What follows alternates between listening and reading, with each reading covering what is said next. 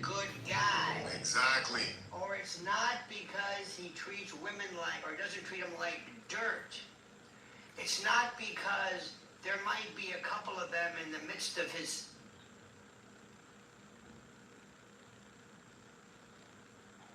old who became dependent on him or were demeaned. Maybe someone threatened, but this is not trafficking. This is not racketeering, and it's not a violation of the Mann Act. That's what we the said. The overall strategy is simply this, and this is important to understand. It's debauchery. It's not criminal. It's not federal. What you say? That's really the bottom line. I'm saying This case is about moral depravity, the disapproval, the disgust towards this guy and his lousy lifestyle. It's not about proof of federal crimes proved beyond and to the exclusion of every reasonable doubt. The defense, I hope, convinced the jury that, well, Diddy may be guilty of excesses and vulgarity and sickness with that stupid attitude and the sick lifestyle of being beat the hell out of Cassie. He is not guilty of orchestrating a criminal enterprise or trafficking. And that's all we've ever been saying. That's all we've ever been saying. Somehow it's got twisted that anybody who even wants to discuss this is pro-Diddy in some way. I find it insulting because it's an insult to the audience's intelligence. You can see how poorly this case has been handled, like in the charging of Sean Diddy Combs. But what we can't get away from is that everybody's response to this has been so just basic and myopic that if they've had some experience in their life, they believe that, of course, this is exactly what's happening in this case, and of course that person should be sent to jail for the rest of their lives. They cannot intellectually believe that that is where this case, in particular, deserves to end, to culminate. Anyone trafficking, not using, not taking advantage of, trafficking. Let's look at the RICO conspiracy. This was not an enterprise, and the predicate acts, oh my God. The best argument for me was there was no enterprise, there was no criminal enterprise, this wasn't the mafia, this wasn't a celebrity traffic group, this was an entourage, it was a posse. It wasn't a crime syndicate. What are they talking about? It was Hugh Hefner. It was this ridiculous, well, or not so. It was a bunch of people. It's been around. Do you think? That is one of the early comparisons a lot of people put to it. They're like, there you go. If Diddy is convicted on this, he would be facing life in prison for what Hugh Hefner did. Because there was a lot of wild parties at the Playboy Mansion that people do not talk about. And there was probably even way more illicit activity and illegal activity that was done at that place. So then are we going to now investigate anything that appears like the Playboy situation, Playboy Mansion? That's a slippery slope. And I think it's convenient to do this because Diddy is black. If you don't want to talk about race, and you're saying race is not a factor, you might not believe that. Hell, Lionel might not believe that. But we can agree on this fact that Diddy is overcharged no matter what you will say. And that includes everybody on YouTube who seems to scream from the mountaintops that Diddy is done every time they post a video. Do you think the Manson family was trafficking? Do you think they were an enterprise? Maybe. Yes. All of a sudden, they're trying. The only reason they're charging with trafficking is because they got to get it into federal court, and there is no case for a non-trafficking. Ooh, he's bringing up some good points, man. The only reason they're charging him with trafficking is because they wanted to take it federal. And we've said in the past that this is politically motivated for whatever reason. We don't have all the details, obviously, but this, Lionel is breaking this down on the true motives of this case and why it is. It's really unfair.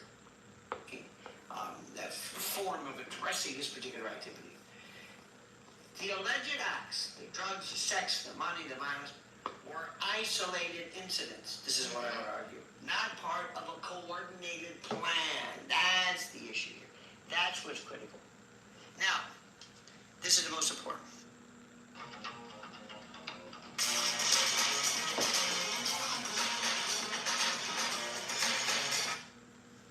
Continuity. Continuity. Continuity. Continuity is one of the elements of this. I hope they showed, or maybe for Diddy's, to show that the incidents were episodic, chaotic, not abusive, but not organized, not systematic, choreographed. They weren't a part of an organized system. There wasn't this pattern, this organized pattern, this continuity.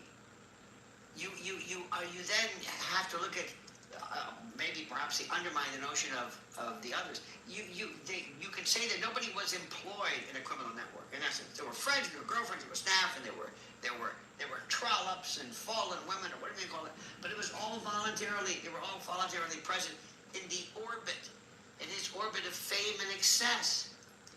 And let me tell you, that is the main thing that is obvious here, is that they all wanted to be in Diddy's presence. Everybody wanted to be around a so-called billionaire. Everybody wanted to be in concert with him. They wanted to be around him in proximity, to have access to his wealth. That implies in itself some type of choice. You understand what I'm saying here? Like, you could have left at any time, but why are you around Diddy and participating in these acts if it is so depraved? It's almost like a consent, what it sounds like to me. yes. And let me tell you something.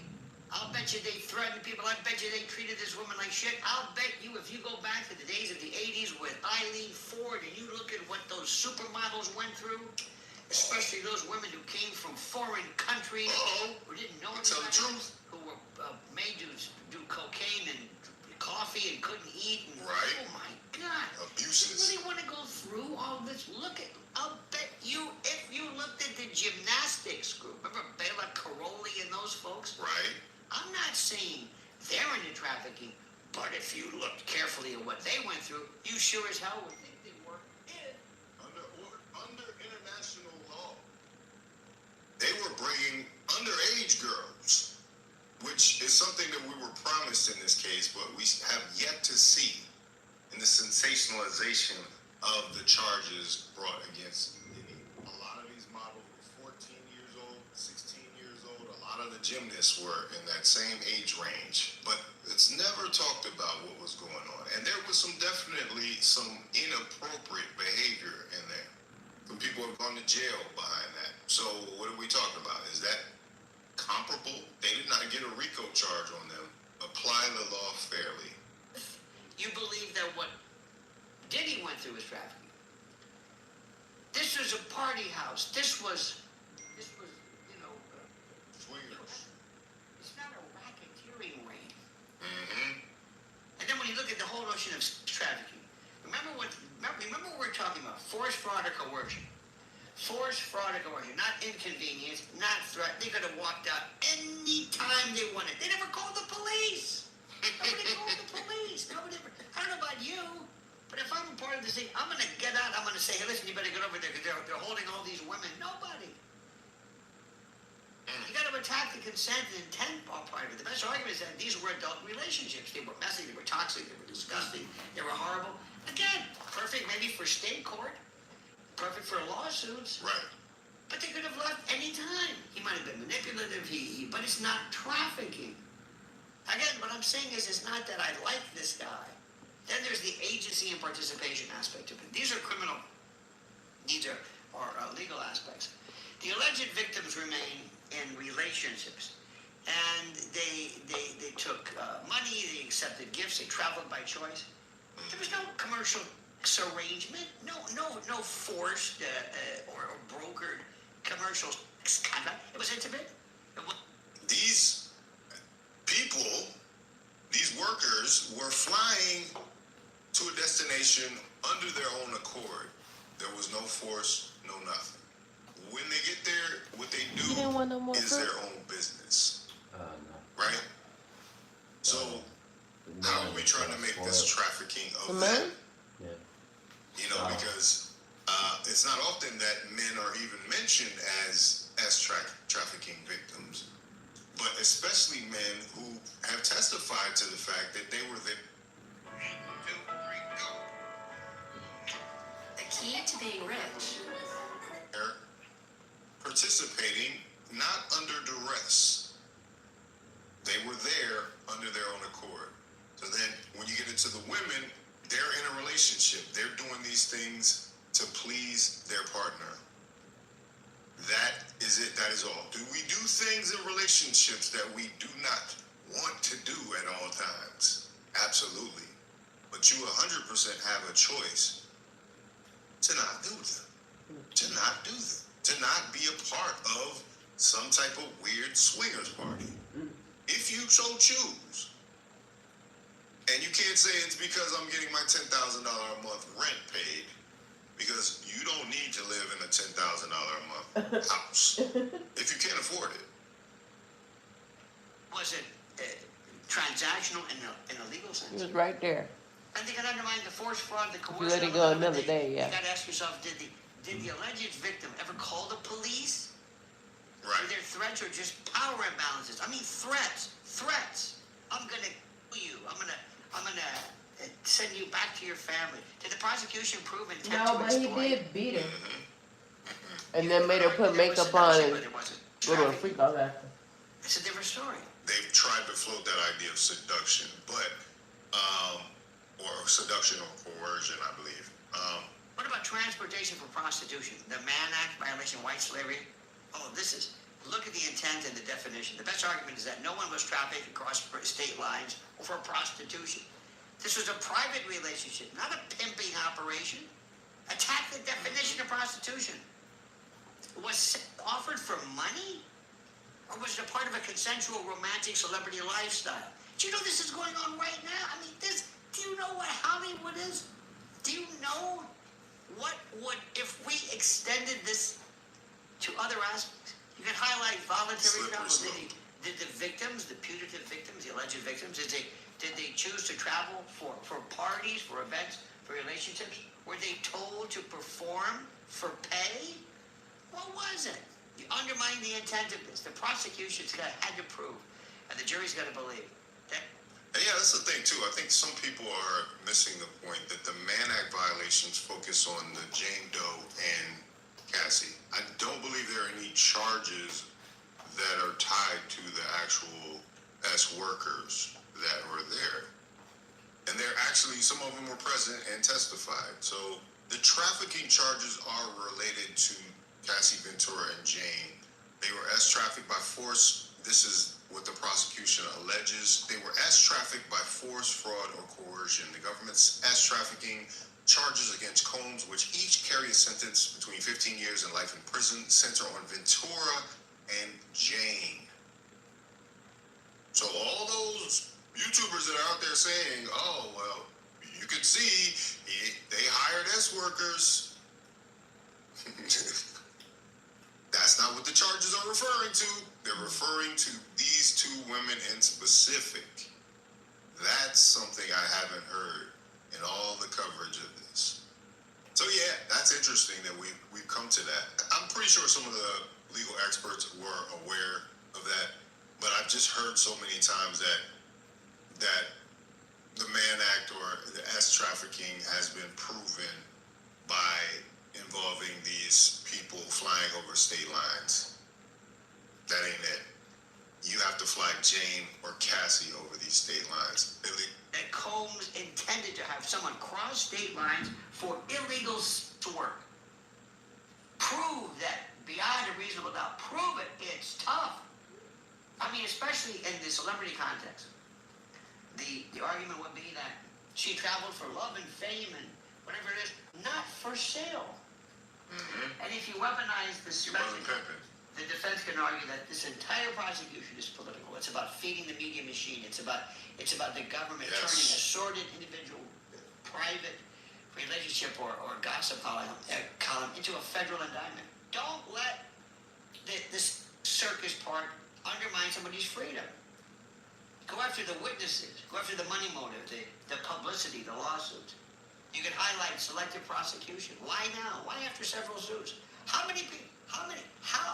Do you think Cassie, whatever her name is, you think she can't, she hasn't been made whole by this? Come on. $30 million. Putting him in prison? Again, he's a dirtbag. The fact you're turning Hollywood excessive to organized crime, that's not justice, it's overkill. And the closing message had to have been this. I hope it was. I wasn't there. You may hate the parties, you may hate the drugs, you may hate the fame, you may hate him and hate everything about him. But that's not your job. Your job is to decide whether the government proved its case beyond and to the exclusion of every reasonable doubt. They did not. Beyond moral certainty. And on that, ladies and gentlemen, they failed. They failed. They failed. And if you're really one of these, MAGA types, or if you're one of these, constitutional types, you better think, you better agree once and for all, that if this Constitution, if this thing means anything, this stupid son of a that everybody hates, and I hate him too. I know I can't stand him. But that this guy, Diddy, he's not guilty. He's not guilty of this. The same way he wouldn't be guilty of without proving death, or arson without proving anything was burned. You got what I'm saying? Yeah. Good. And that is it in a nutshell. They've not proven RICO. They have not proven as trafficking.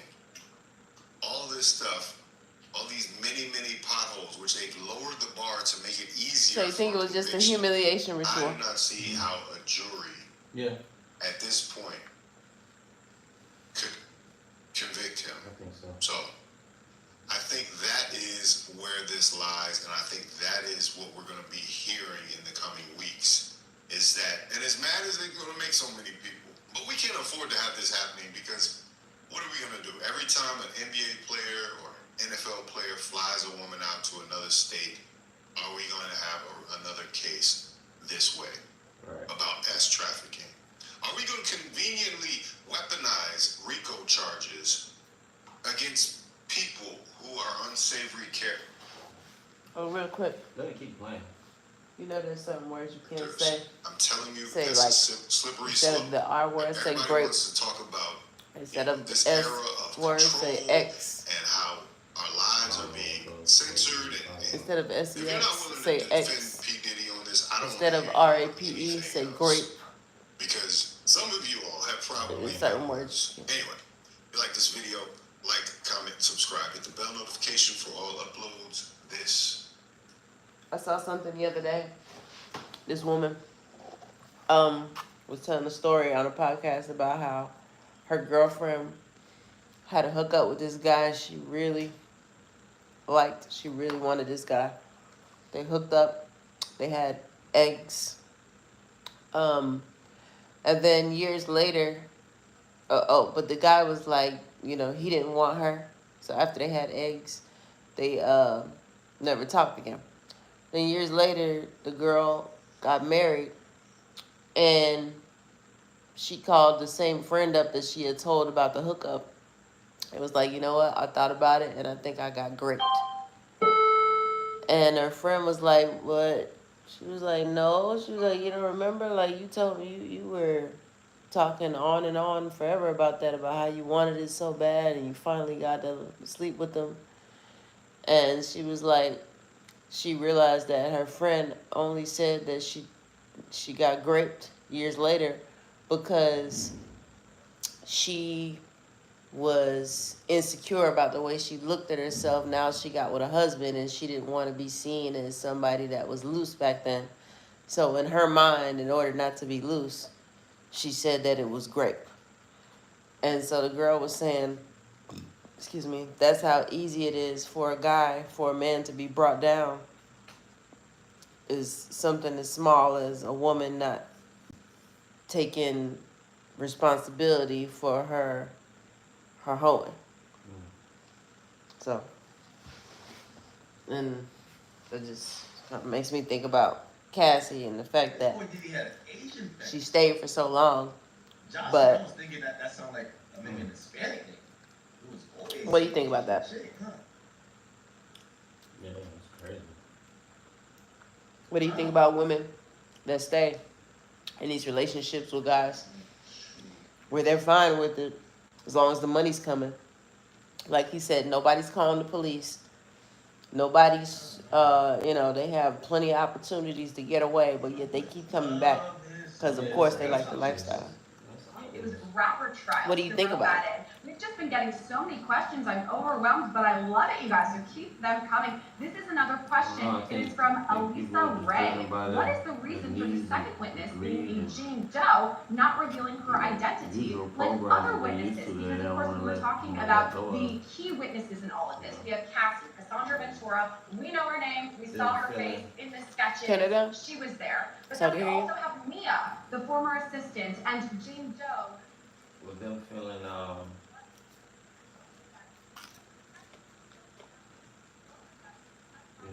like in the lifestyle over whatever, pain or, discomfort that they're having. And they just let it go on for a while.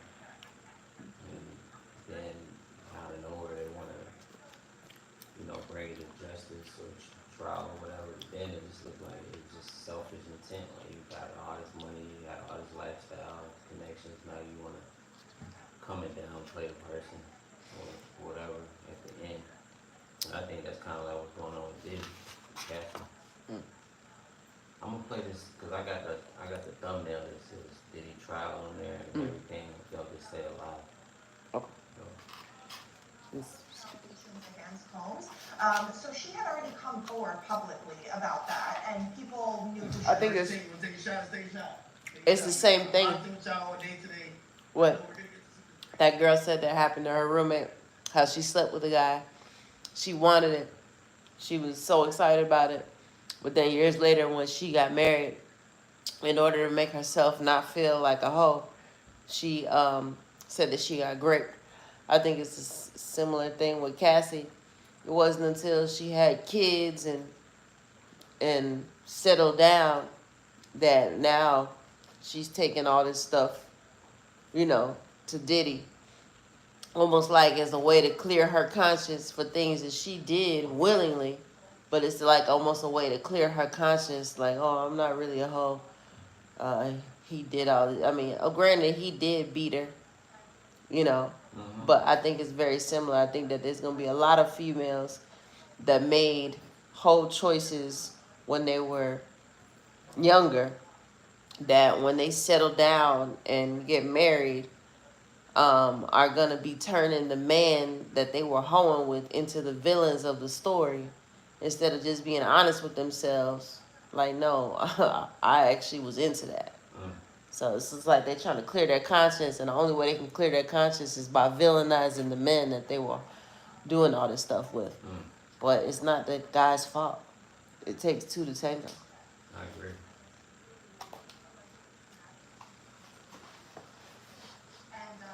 That's difficult for a lot of people, so I think those are the two key differences. They hadn't come forward in the way Cassie did, and also, if they don't want to reveal their identity and, who they are, then the jury and everyone else is expected to respect that privacy. And there's a lot of speculation online as to who they could be, but again, you can't report on it as fact because they haven't come forward themselves.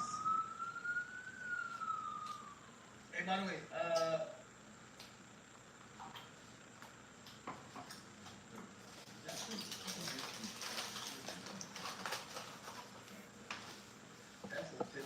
I think he was talking about Unc, though. It was like, Unc, if they can copy your, said they can copy your sidebar, your coffee, your clothes, but you're still better than appreciate you. I think you should probably send that to Unc, bro. Right? Silence Tony, thank you for 20, says, yo, big fan, I've been watching you for a while. I watch you so much when you're not online, I get pissed off, and I'm like, where the fuck is Hack at? Again, outside the presence of the jury, this is between the judge. Three different ways to go because again, Kathy was the star witness. She testified about so many other things. Now I do have another This is the time to discuss. I'm happy to be with all of you right now. Let me bring in former federal prosecutor Barrett Berger. I'm also joined by criminal defense attorney and former prosecutor Safa Robinson-Ferrer and criminal defense attorney and civil rights attorney Tyler Bailey. It's great to have you all here. Let me get into it. Let me talk to you about what the jury asked. And I think it is quite telling what the jury asked. They sent a note at 10:15 a.m. today. This is what they asked for. They asked for several transcript sections. Number one, Cassie Ventura's testimony regarding the intercontinental incident on the 16 tape, right, where Sean Combs is appearing to beat her and drag her back in the direction of an alleged freak-off. Ventura's testimony concerning the events at Cannes and those that immediately followed. I think that is in relation to the idea that she was on that plane, right, with Sean Combs. He sits next to her, shows her sex tapes, threatens to release them, lands. He asks for a freak-off, he gets a freak-off. Ventura's testimony, if any, regarding interactions with freak-offs with Daniel Phillip, and Phillip's testimony regarding the Essex Hotel incident with Ventura. Now, Daniel Phillip is interesting because he was testifying as this male performer who was engaged in these episodes with Cassie and Combs, but remember, he recounted one episode where Combs allegedly was dragging Cassie, and he even reportedly said that he remembers hearing her being slapped at one point. So this is really important testimony. Barrett, I'll start with you. Is this them trying to find concrete examples of sex trafficking by force, fraud, or coercion? That's what I was thinking when I heard those questions as well. I mean, look, the first off, and I think this is an important caveat, like reading into jury notes is a truly impossible fool's errand. Every time I think I know what a jury is thinking because of their notes, I'm usually wrong. However, that being said, I feel like if they're asking this and focusing on those events, they're probably focusing on sex trafficking. You know, the other thing you have to remember when you're looking at a jury note is this could be an attempt of a few jurors to try to explain or convince their fellow jurors or a few other jurors, like, yeah, we saw violence here. Remember back when Cassie was testifying about this? So sometimes this is a way of seeing how jurors are actually communicating with each other, through which segments of the transcript they're asking for. By the way, we just got a court update.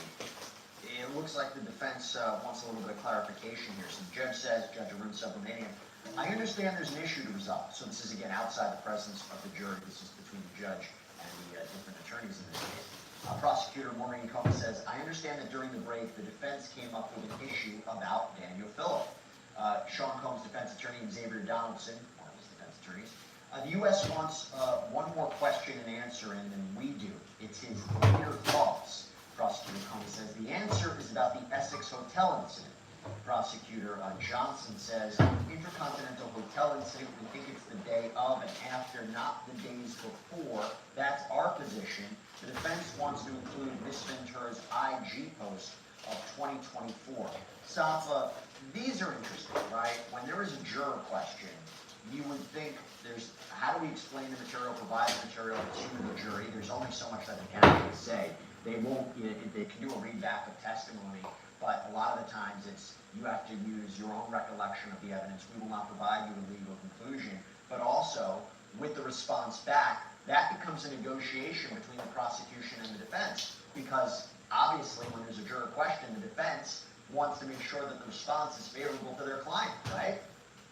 Absolutely. What it sounds like they're trying to do right now is decide what portion of the transcript they're going to read back to the jury.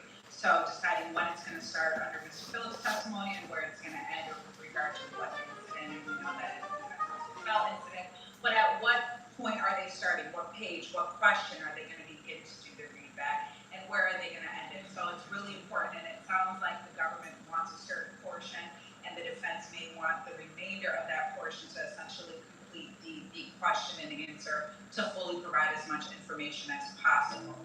If the jurors did not ask for the Instagram post, then they're not going to be able to get into that unless the juror specifically asks for that. But this is definitely something where both sides are trying to determine, and the judge is also trying to determine what information they're going to get to the jury for their deliberation. Let me go go to you, Tyler. 8.5 hours right now. I'm not surprised, right? I think that this was a question of, I didn't think we were going to get a verdict yesterday. It does become the holiday weekend, whether or not they're actually going to be able to deliberate on July 3rd. I think if they still haven't come up with a verdict by July 2nd, by tomorrow, they may be granted July 3rd. Not July 4th, but July 3rd. You anticipate a verdict before the July 4th weekend?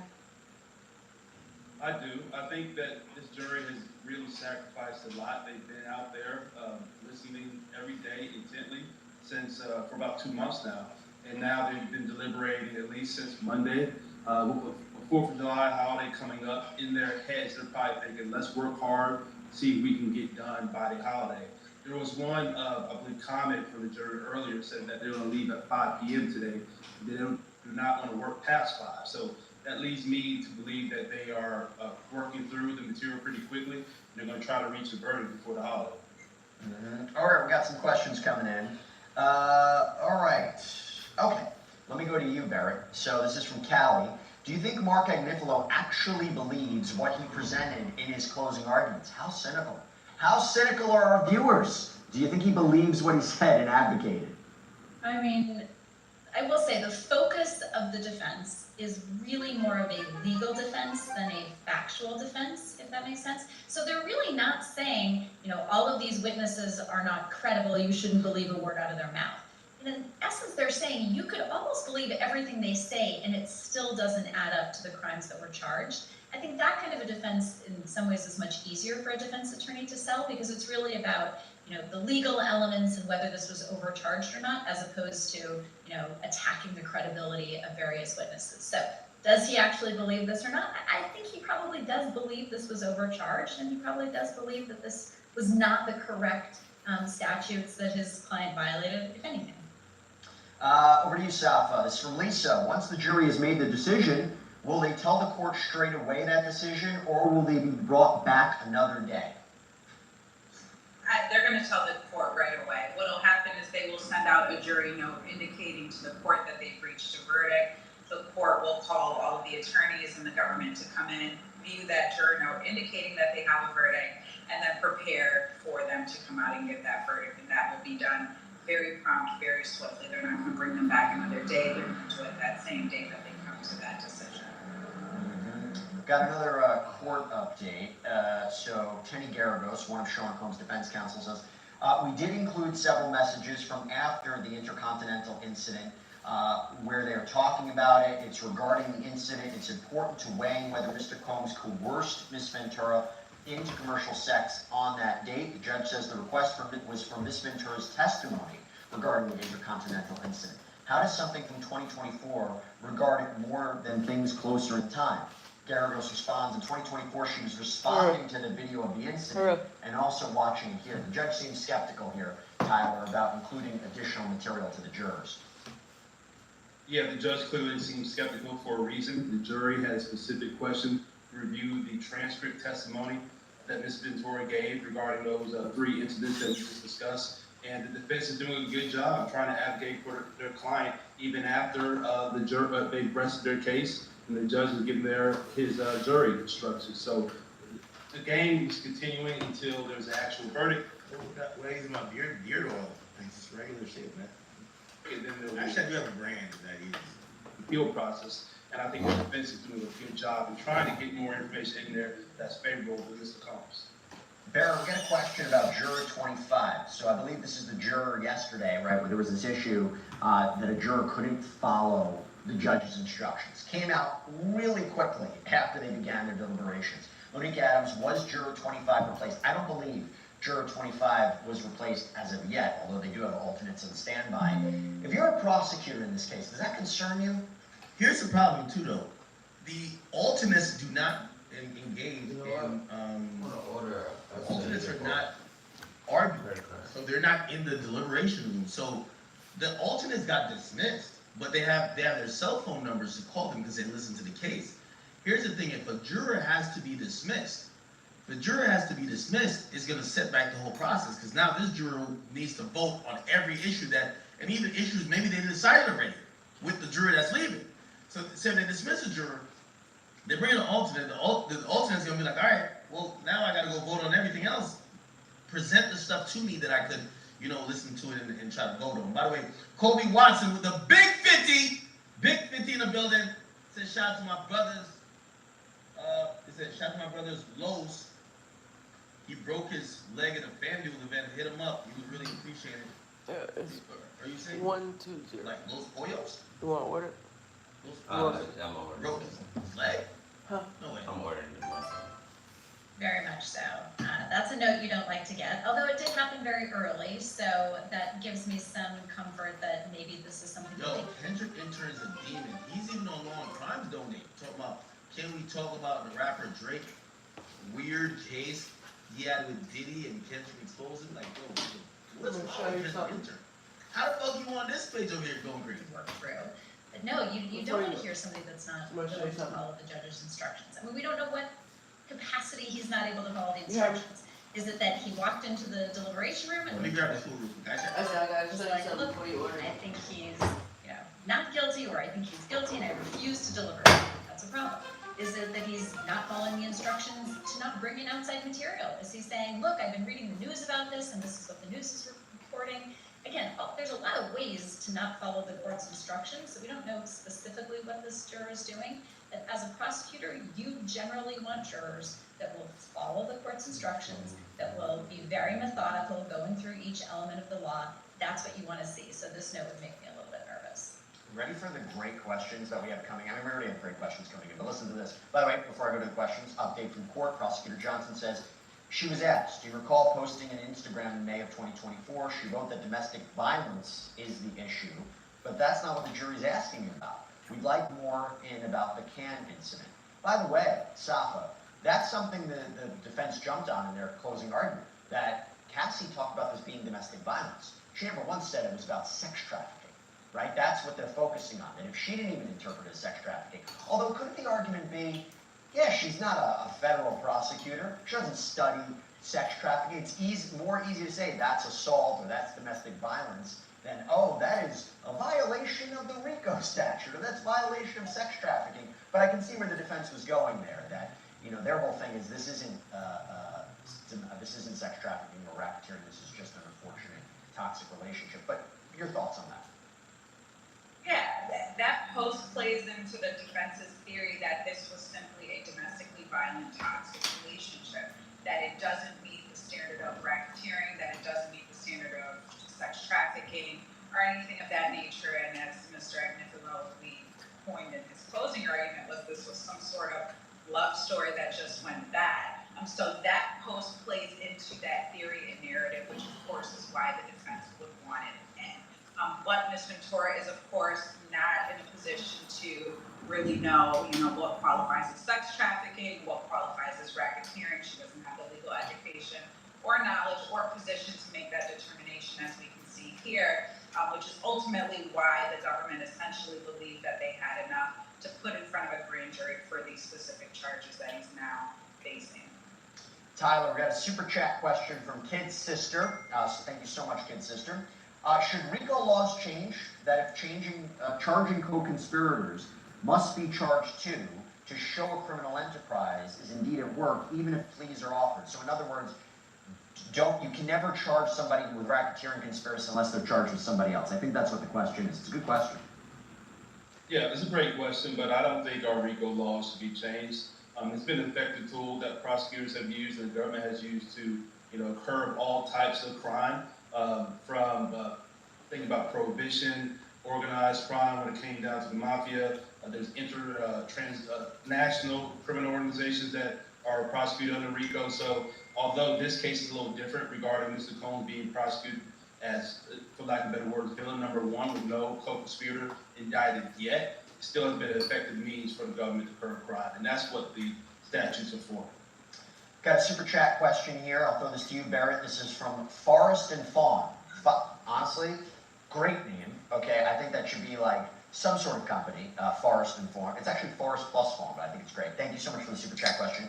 Why can't jurors have a legal background? I get that it's of their peers, but how can a deli clerk make a lawful decision without proper education? Look, that's an interesting question. There can be lawyers on there, but I was just talking to somebody about this. you know, racketeering is so complicated. I've been explaining for the last 7-8 weeks, and there's still complications regarding it when I speak to non-lawyers. No fault, it's very complicated. 62 pages of a jury instruction form. Do you think it's fair that there are non-lawyers on the jury who are now going to be making an impactful legal decision, legal conclusion? I do. I mean, not only because that's what our Constitution requires, but also because if the prosecutors can't convince 12, reasonable men and women why somebody is guilty, if they can't explain it in really just, easy to understand, digestible bits of information, if they can't do that, then they're really doing something wrong. We have to be able to convince everyone, from a lawyer to a plumber, why somebody's guilty. That's sort of the basics of our legal system. So look, I understand there are certain cases that really lend themselves to people having certain expertise. I mean, this one I actually think, racketeering is a little bit of a complicated statute, but I've had trials where it's really complicated, accounting fraud or securities fraud trials, and we do ask regular people, regardless of their background, to just pay attention, to bear with the prosecution, and if the prosecution has done a good job, the jurors are able to follow it. We got a ton of questions coming in. Safa, this is from Amber Jordan. Why is the attorneys deciding what to show the jury of the transcript? Why can't the jury view any and all transcripts and evidence they want? When the jurors ask their questions, they have to ask very specific questions. So if the jurors would have asked, we want to see the entire transcript of Cassie Ventura's testimony, starting from the very beginning to the very end, then they would be able to see that. But if they're asking for specific portions of those transcripts, the court has to respond to their questions in a very narrow way. So the court is going to interpret these questions very specific, and they will answer those and give them these specific answers. So if they're asking for a certain portion, they will give them that. But the jurors can ask for more. They can ask for an entire witness's testimony. It's just up to what they ask it, and they need to be as specific as possible. What a great question we got from Stella. Okay, I'm going to throw this to you, Tyler. There's a question for Jesse and the panel. Which would you choose as a defendant? Which would you choose as a defendant? Strong evidence with a weaker attorney, or weaker evidence with highly skilled attorneys? Love the show. We'll miss you when the trial is over. That's very kind. We're going to miss you guys too. So, what do you think? I'll take strong evidence with a weaker attorney because, as we mentioned earlier, these are regular folks who are on the jury, and sometimes people are moved by larger personalities. Just think of a very soft voice trying to explain a RICO in a closing argument, and they do not come off convincing at all. And then the defense lawyer gets up there bold and confident and pointing out how the prosecution doesn't even believe in their case. You can tell by their demeanor. Those are things that go a long way in moving a jury. So I'll take a strong evidentiary case and a weak prosecution or a weak lawyer presenting it any day. Barrett, question from Brooklyn Truth. If Diddy's found not guilty and the government immediately appeals, will he be, this is a misunderstanding of the law, but will the government immediately appeal? Will he be released or remain in jail? Explain what happens if he's found not guilty. Yeah, if he is not guilty, he is not guilty, end of sentence. The government doesn't get a right to appeal that, even if they disagree with it. So if he's not guilty, he will be released from jail. He's still going to have a lot of civil lawsuits that he'll have to answer to, so his days in court will not be completely over, but there would be no government appeal. Going to you, Safa, from Velimir Makar. Thank you for your great coverage from Ireland. Oh, wow, so far away. Do you think if the jury finds Sean Combs guilty, will the government then prosecute Christina Courtroom, his purported former chief of staff? Could they? Yes. Do I think they're going to? No. I think it would have been more likely that the government would have either charged her as a co-defendant in this case, which I'm actually surprised that they did not. I mean, I'm also equally surprised that they never called her as a witness to testify, and only they know why they haven't done that. But the reality is, I don't think that they're going to call her as a co-conspirator. They'd have to do all of this over again and call some of the same witnesses, and I think it would just be a waste of time and judicial resources to do that. I think if they were going to charge her, they would have already. A lot of questions about this juror who allegedly is not refusing, or at one point refused to not follow the instructions. That's, again, just the accusation that was put forward. This is from, I'll throw this to you, Tyler. This is from ZimmyFan617.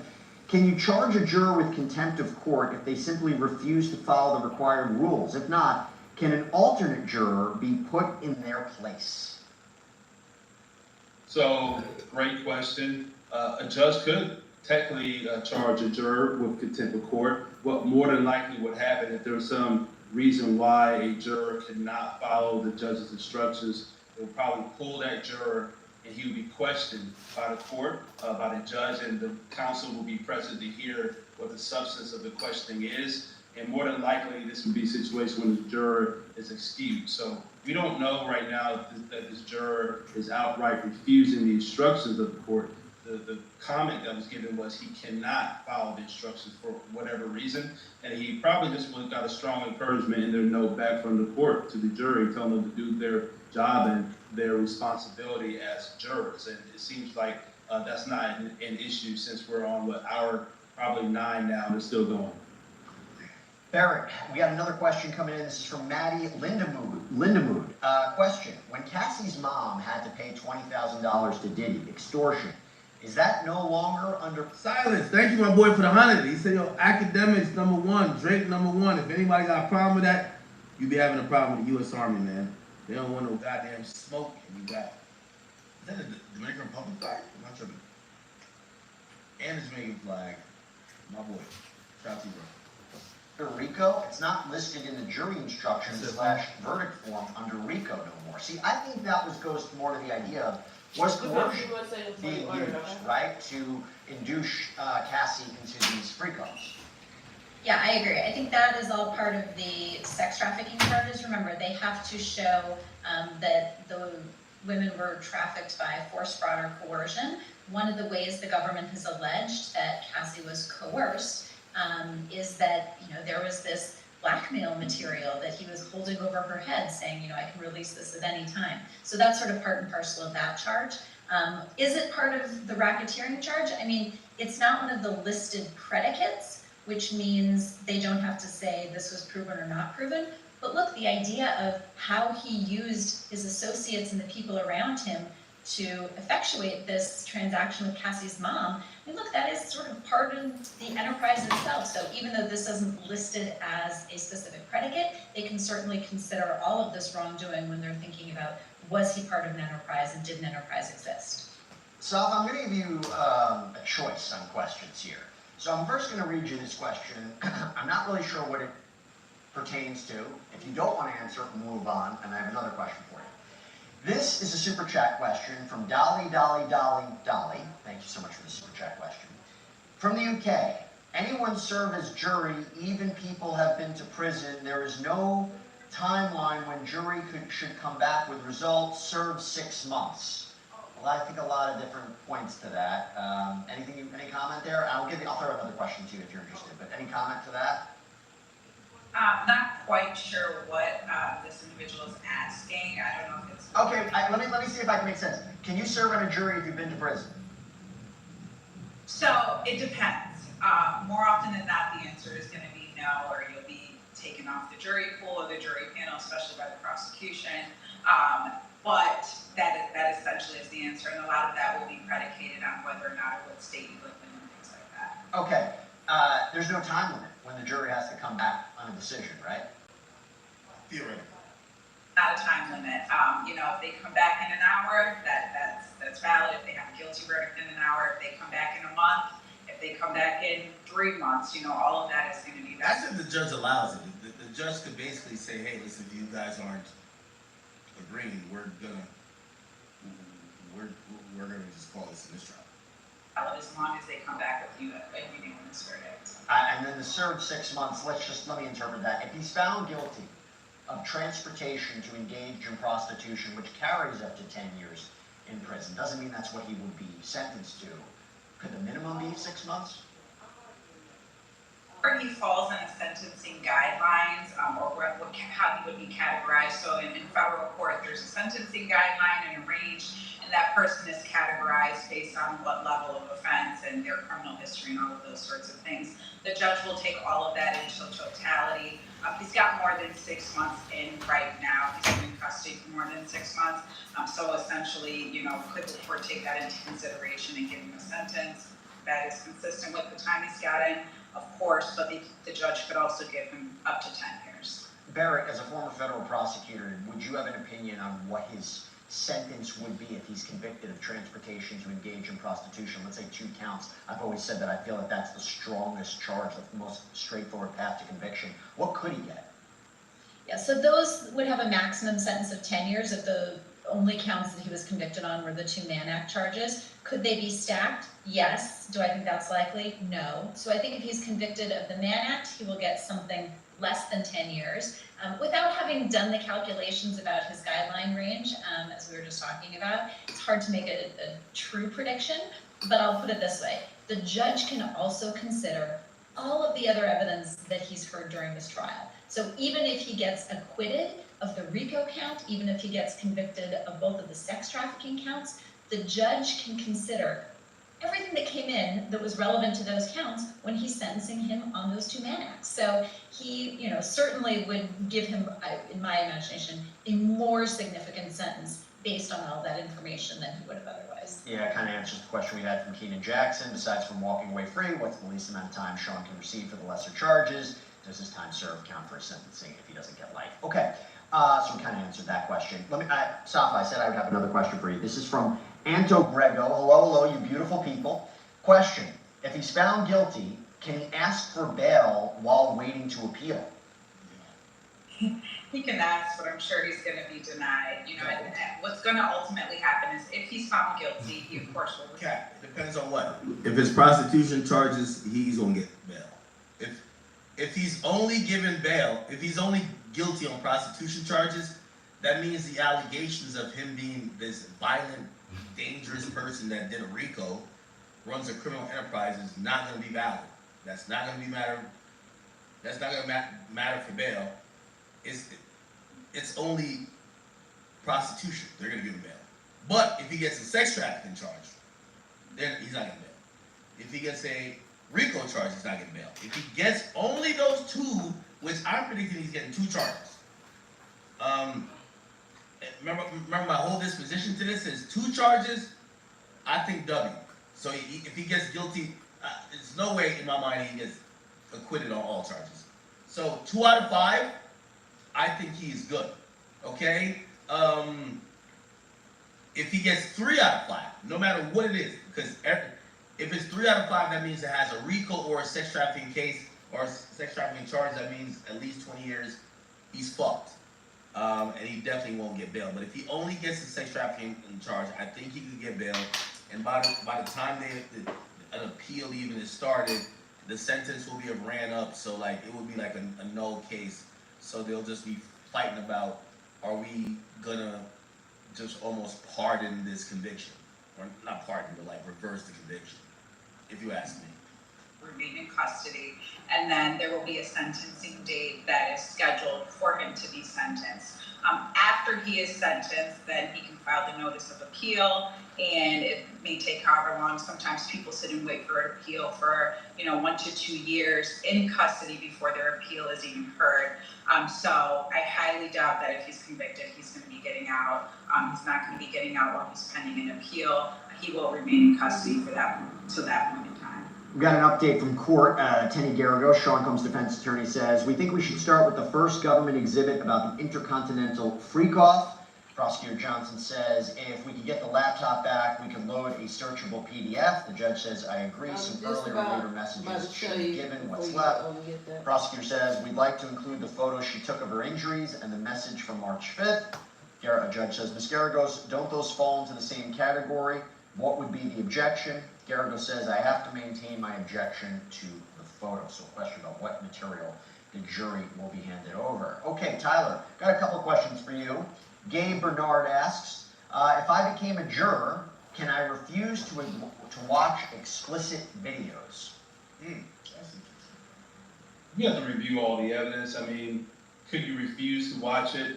Maybe not watch the entire thing. I'm pretty sure they've redacted some parts out of the video in consideration of people not wanting to watch the sensitive material, and also the privacy of those victims who are involved in the materials. But your obligation as a juror is to review all evidence and then make a decision. And in this case, they are explicit materials. Does that mean you have to watch it over and over again? No, you don't, but you do have to review the evidence at least. Let me throw another question to you. Again, from Brooklyn Truth, when a defendant has so many lawyers, like Sean Combs does that make it difficult for the team to cooperate effectively? I don't think so. You may have different personalities who disagree on certain aspects, but remember the client, the defendant, it's his trial and his decision is ultimately who trumps everybody. And then you mentioned a team. Usually it's a team. Everybody has a certain role. There was a lawyer who did the opening. There's a lawyer who did the closing. Certain lawyers cross-examined certain witnesses. Certain lawyers presented certain arguments, whether it's pre-trial or post-trial. So everybody has a role to play, and they have to work together. And ultimately, Mr. Combs is the coach and makes the final call. Got so many great questions coming in. This is for you, Barrett. This is from Becky Pell. Aside from England, asking from England, excuse me, do you think it was a mistake that the Diddy team didn't put up a defense? If so, is this a reason Diddy could use for appeal? I don't think it was a mistake for them not to call witnesses. Again, like I said earlier, their defense was really more of a legal one. Again, they were not saying these people are lying about everything. I think they were saying, even if you assume what they're saying is true, it's not sex trafficking, it's not RICO. And they said as much in their opening, saying this is, this is assault, this is domestic violence, it's a lifestyle, but it's not what the prosecutors have charged. So I think given that that was their whole tactic and their strategy, it would have been in some ways odd to call a lot of witnesses. I think it was a very smart decision not to put the defendant on the stand. I think that really only would have worked to their detriment. So I think that was actually a very smart decision. But to your second point, could they use this as part of an appeal? I mean, possibly, right? One of the things that defendants bring up on appeal in almost every single appeal of a criminal trial is ineffective assistance of counsel. So just to play that out, he would say, my counsel was ineffective in not putting up a defense. They should have called witnesses. I wanted them to, they didn't. I have to think, given everything that we just talked about, it's not going to be a very strong argument on appeal, but of course, we will make that. Nah, that would be, I disagree with that. I think it'll be a decent argument on appeal. I'll tell you why. Even though I don't think you would, and obviously, like, just culturally it would look crazy. He's got the best lawyers in the world. But it would look decent in a docket for, the whatever circuit court that's going to hear it. Because, number one, Judge Submaranian, he denied the extension of the trial for 60 days, or was it 30 days actually? Or maybe it was 90 days, and according to him, he was just like, we need to get this show on the road. Why? Cassie was pregnant. Cassie's the main witness. Now, Diddy had just hired a new lawyer, Brian Steele. It's a fair argument to say, well, we hired Brian Steele, we know we had our lead attorney, but we wanted to go with this guy. Obviously, the prosecutor's gonna come back with like a brief saying, no, nigga, you never fired your main lawyers, so if you get another attorney, you don't get to restart the clock, because otherwise you could just keep hiring attorneys, and if we're restarting the clock, it's crazy. If you had fired Mark Agnifilo, or Agnifilo had left the case, that would be a reasonable thing to say we have to extend it, and the judge made the right decision by not extending it, because also Cassie, the witness, was whatever, If he's convicted. And it brings us to what his behavior was. I mean, because it seems like from the reporting that we have, he's constantly been nodding and constantly been in agreement with his attorneys and conversing with his attorneys and part of the defense, so it would be difficult for him to say, I didn't know what was going on with my legal defense, I asked for this, they did this. I mean, but you never know. Tell you what, we got Sierra Gillespie, we got Law and Crimes reporter, we got the host of Scandal with us right now. She's outside that federal courthouse. Sierra, hi, good to see you. How's everything going out there? Hi, Jesse, that intro. I gotta clip that and watch it on repeat when I need to pump myself up when I'm having a bad day. I loved it. We're getting court updates. There's smell of the verdict in the air. Could it be today, tomorrow, next week? Who's to say? It's really hot out, so we've got multiple fans, but I don't know. I'm just happy to be here. Well, we're happy to have you. We're happy to see you. You came all the way in for it. We got questions coming in for you. I'm starting to think that they're not gonna get a verdict today nor tomorrow, and that we're gonna go into another week. I have a sneaky suspicion that's gonna happen. Or at least questions that I think you would be great to answer. Okay, ready? Okay. This is a question from Christina Lester. It's a super chat question, so Christina, thank you so much. I read that, and don't worry about this federal code, I'm not asking you to get into the weeds with federal law, but I read that 18 USC 1508 prohibits recording, listening to, We're at 9 hours now. or observing jury proceedings, but jurors may take notes during deliberations. Does that mean that said notes may one day become public? This is a really good question, and yes, to the point of our viewer, who I believe I recognize that username. I think some of our viewers are longtime watchers, so thanks for tuning in and sticking on with us. Yes, so they are allowed to take notes during all of this. However, I do believe that they are destroyed, or they have to turn them back in at the end of deliberation. This is something that I've seen in other cases, and just to be completely straightforward, I'm more proficient in state cases. This is one of my first big federal cases that we've had here. So I don't know if it's different, but I believe that they have to turn them back over. I believe you're right. Barrett Berger with us, is that correct? Yeah, so the jury, anything that the jury writes down on their notepads, at the end of each court day, they have to give it back to the bailiff. It becomes part of the court record. So at the end of the proceedings, they'll also have to give them back. Would those ever become public? Only if there was a significant issue. I mean, really significant. Not like somebody disagrees with the verdict. If there was some sort of allegation of juror fraud, or they were writing inappropriate notes to each other, something like that, you could imagine them coming back into part of a record on appeal. But in, I would say, 99.9% of the cases, these will never see the light of day.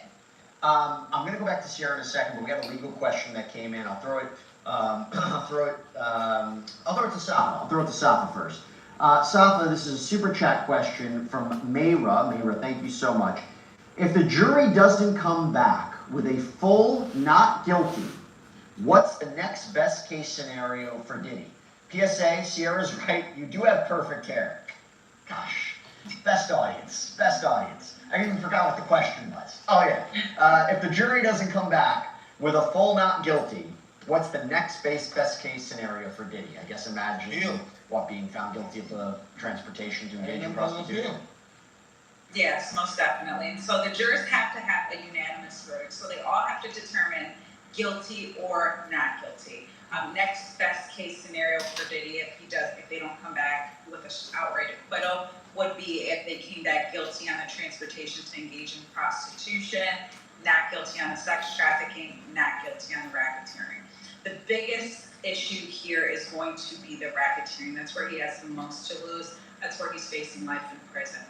Best case scenario outside of the acquittal would be the transportation to engage in prostitution, not guilty on the others. Got it. Let me bring back in Sierra. Sierra, so we got a question from Jet. By the way, Sierra, did you say I have perfect hair? This is phenomenal. This is the best reporting that you've done in decades. The public sit and wait in the courtroom all day, even while the judge is off the bench?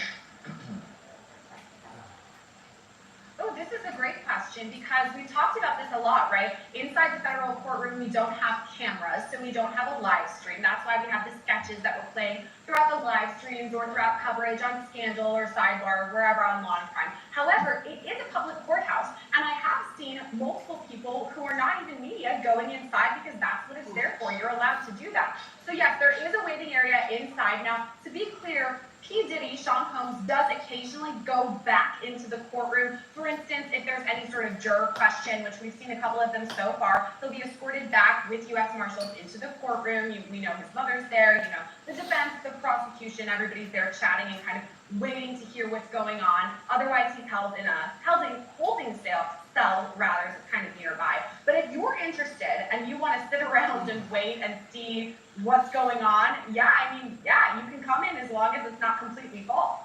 Yeah. And by the way, do you know how busy it is right now? Are there a ton of people waiting for the verdict? It's interesting, I was actually just inside, we did our live cut-in, and I ran inside to go to the bathroom and see what was going on, and honestly, it's not that busy. I kind of expected it a bit more. Reporters are going inside, presumably just to keep cool. Others have come out, Elizabeth Milner has come out with us, and then when there is any sort of jury question, she'll run back inside. So I think I've seen more of that. You know, it's not as busy as you would think, because people are kind of always waiting. I've got a question here. As somebody who's followed trials for several years, this is for you, Sierra. Tucka asks, what does it mean the longer deliberations go on? More or less favorable for Diddy? I think that's You want a sparkling a water? IDK kind of question. It can What? go You want a anyway, sparkling right? water? Every jury is different. Every case is different. And I know that there are sometimes comparisons that people make. For instance, it should be 1 day of deliberation per week of trial. That's something that people sometimes go by. Or sometimes they say, okay, if the jury is having pizza on a Friday, they'll hold out for a little bit longer to eat the pizza, and then they'll come back with a verdict. There are so many different theories about, you know, the lengthy deliberation, meaning a one sort of a verdict, or a short one, meaning another one. I mean, I really think it just depends. And as far as this trial, I really just believe that the length of the deliberation and the questions that our jurors are asking show that they're talking things out, that they're doing their job, that they're going through and referring back to jury instructions and talking about things that they felt were really important during the entire case altogether. So I don't know if I can say one way or another which way they're leaning based on the length of deliberation. I don't know, maybe with more questions, we could have a clearer picture. Well, this is a good follow-up. This is from Cuervo. How many jurors does Combs need on his side to get off? Oh, this is a great question. All of them. It needs to be unanimous, right? I mean, and there could be a mixed verdict. Cap. He just needs one. That's Yeah, cap. yep. That's what I was thinking. They need all to convict him, Just not one. all to get him off. Just I mean, one. granted, if all said no, he gets off. But But you if get a all hung say jury yes with one, and one who say just no, won't vote he guilty. good. It's gonna be a pickle unless all vote guilty. So that's not the truth. It's only if you need one to say, I'm not voting guilty, and we're gonna have a problem. Verdicts here, you know, we could find him not, and when I say we, I mean the jury, you could find him not guilty on some, guilty on others. It's called what we call a mixed or split verdict, but it needs to be unanimous. That's kind of the way it goes, and that's why sometimes deliberations take a while. Nah, Because they need to talk it out. let me tell you this, a hung jury works in Diddy's favor, man. I don't think they bringing this case again. I don't think they bringing this case again. A hung jury, I think that the judge gonna sequester them for like a good 6 days or a week. They still don't come to nothing. Mistrial. Once there's a mistrial, they gonna say, yo, the federal government, I forgot the exact time, you got 60 days or 90 days to refile this case. And the defendant has the opportunity to seek immediate bail. It's a new not district attorney, it's a new U.S. attorney. I get that these 6 women, white women who are AUSAs work hard on this, but I can't believe an office that knows that possibly this time around the prosecution won't be this quick. Now Diddy's been in jail for like a year. Diddy might wait this out. Diddy might wait this shit out. Remember what's happening. This is federal government. It's a high-profile case. The last nigga who decided to pursue the case, he's gone. His name is Damon Williams. He's gone. He's a Democrat. It's Trump time right now. So they got in a different U.S. attorney. Why the hell would he want to go cross the T's and dot the I's on the last nigga shit by doing it again? Now, anything unfinished, his office was going to take care of because the AUSAs, they worked through different administration changes. However, if Diddy has to get retried, this new district attorney has to be committed to it and also knowing that in 4 years, Trump ain't going to be there. It's going to be another person, and that person might be Democrat as well, so he'd be out of a job as well again. So, I don't know. Oh, here's why I feel feel this way. Here's why you feel that way. We'll talk, where can we meet in the middle? And as you can hear behind me, there's always something going on here at the courthouse, which is why it's so fun to be reporting live. There's really just always something going on, and there's probably a lot of that stuff going on, a lot of discussions going on inside the deliberation room. But again, I do just have to hammer home, it has to be unanimous when they come and return a verdict. How great is Sierra? We paid those guys to drive by and yell at you just to see if you break form. Did not break a beat. This is Sierra Gillespie, everybody. This is the host of Scandal. All right, so Sierra, stand by. We got more questions coming in. We got more court updates. So first of all, they're going back and forth about what's the material going to be given to the jury after their question. Prosecutor says, we do not think her testimony, meaning Cassie's testimony about her Instagram post, is relevant. We think it's confusing. The judge says, I think it can be included. Both sides have reviewed. Will proceed on this basis. And it looks like they have adjourned on that. Okay, go back to you, Tyler. Got a bunch of questions coming up. This is from Ethelyn Buckmeyer. Did the defense not call any witnesses because they're confident they'll win? Love you, Jesse. Love from the UK. Oh, that's so sweet. Thank you so much. Really appreciate that. So what do you think, Tyler? Did the defense not call any witnesses because they're confident that they'll win? I don't think that was the reason for not calling any witnesses. I think it's more so strategic on this case, and their theme has been the government has overcharged and they have not met their burden of proof by proving each element beyond a reasonable doubt of the charge that Mr. Combs was convicted of. They did spend significant effort in cross-examining the government's witnesses, and I believe they strategically felt that anybody they could call would not add to their case and may distract from the burden that the government has to prove to win their case. Barrett, Rita Connors asks, if Sean Combs is convicted and sent to federal prison, will he always remain in protective custody, or will he be moved to general population? How does it work in the federal system? Yeah, unless there's an issue that requires him to be in. Call me crazy, but I see your comment on YouTube. Prostitution is not illegal everywhere.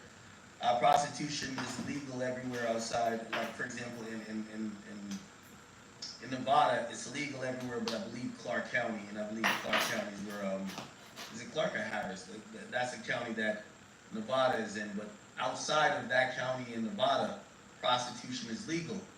Now, it's one of those things, it's like weed. Weed is illegal, federally, but I live in New Jersey, it's legal in New Jersey. Now, here's the thing. It's illegal for me to bring a pound of weed to another state, because that's where you get into federal laws. Remember, federal laws, there's always this thing that says, does it affect interstate commerce? So while prostitution is illegal federally, if you locally get into prostitution, cool. But if you fly somebody in for prostitution, you've now interfered with interstate commerce, and it's a federal charge, right? So if you flew somebody in to Las Vegas, you can't get charged by Vegas. Because locally, well, actually not Vegas, but anywhere outside of Clark County, I believe. I think that's it. You can't get charged there because prostitution is legal everywhere in Nevada besides Clark County. Let me just Google that and clarify it. Nevada prostitution legal. Yeah, I believe everywhere but Clark County. I could be wrong. Let's see. Only legal licensed brothels, but it's not legal statewide. It's illegal in Las Vegas. Okay, they're doing a lot. Okay, it's legal in 10 of the 17 counties. The only counties that you would consider going to is Clark, which is Vegas. So you can do prostitution in Vegas. But the other counties, for the most part, I guess 10 out of 17, you could, you know? But if you're flying prostitutes in, it doesn't matter because now it's a Fed case. In protective custody, I don't think that he would stay in protective custody this whole time. And if you look at other celebrities that have been sentenced, ultimately they do make their way into general custody. So right now, he's being held in sort of a pretrial facility. If he's convicted, he would ultimately be sentenced to, a longer term actual prison. So he could be upstate New York, he could be in North Carolina. I mean, he could really be anywhere. He would likely make an argument that he wants to be sentenced in house someplace close to family to make it easier to visit, but it's really, you know, up to not only the judge, but also to the Bureau of Prisons to figure out what's the most appropriate facility for him. The transcripts are going to be sent to the jury by 1 p.m. This is per reporting from CNN. So again, the transcript excerpts regarding the Intercontinental Hotel incident, a big piece of evidence, a big event in this case. Safa, you want a question from Safa? So Safa asks, on the jury sheet, it said count 3 transportation Cassie. Is transportation charge only for Cassie and not the dozens of escorts? So if I can recall the verdict sheet, it does appear that the transportation portion is in connection with Cassie Ventura, and there's also a component that is specific to Jane. It does not sound, at least reviewable based on the verdict sheet, that is with regard to the escorts, although we have heard testimony of that as well, but specific to Cassie Ventura and Jane. To be clear though, the argument is, right, Sean Combs transported men. They don't even have to be sex workers. Transported men and Cassie, charged for count 3, and Jane for count 5, for the purposes of sex work. So they are a part of it. Yes, they're definitely. Yes, prostitution is illegal in Vegas. Definitely a part of it, and we've gotten a ton of testimony that essentially says that these individuals were hired by Mr. Combs or at someone's direction from Mr. Combs to travel to, for example, Turks and Caicos or to New York or to Miami to engage in sexual activity with Cassie Ventura or Jane Doe as well, traveling across interstate lines, which of course would affect commerce. And so that essentially is the government's argument that he participated in these things, that these sex workers were transported across interstate lines along with Ms. Ventura, and that she was sex trafficked, and essentially substantiating what the government alleges as the transportation to engage in prostitution and the sex trafficking charges. Tyler, got a question from Old Hollywood Angels. What is a foreperson? The jury foreperson is essentially the leader and spokesperson for the jury. They're the ones who. All right, we'll take a break on this, just because I don't want to get us to get burnt out with the Diddy stuff. We'll actually hop over into the Drake and UMG stuff real quick. So we all know what's going on with Drake suing UMG. He claims that he was defamed by the song Not Like Us. He was titled a certified PDF.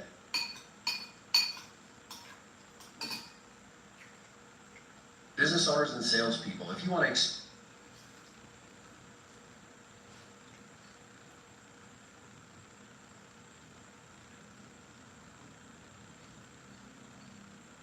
got out, had nothing, started over from nothing.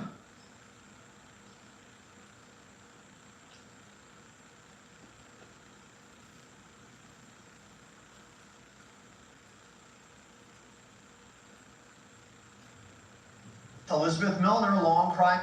Mr. Combs looks like, and the likelihood of his conviction being overturned on appeal is probably not going to be likely unless there was some error that was done during the proceedings or by this lower court as it goes up on appeal to the Second Circuit, and ultimately wherever it may land after that. Got a super chat question. Oh, we have Sierra Gillespie with us. Sierra, hi, good to see you. You're back. Okay. So, Sierra, let's jump into the conversation. I want you to feel a part of this. And by the way, I'm sorry they didn't want you to be president or vice president, but I think that you are a part of this. I think you are a part of this administration. Whatever role you want. I want to be in the cabinet. You want to be in the cabinet? Secretary of State. How about that? Secretary of Defense while we're at it. Please.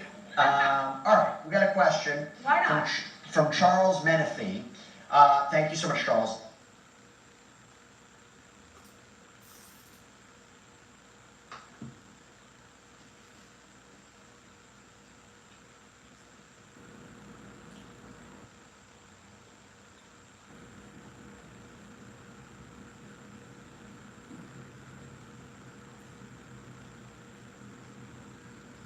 Alright, y'all, we're gonna come back a little bit later, see what happens. Appreciate y'all coming on, checking out the live.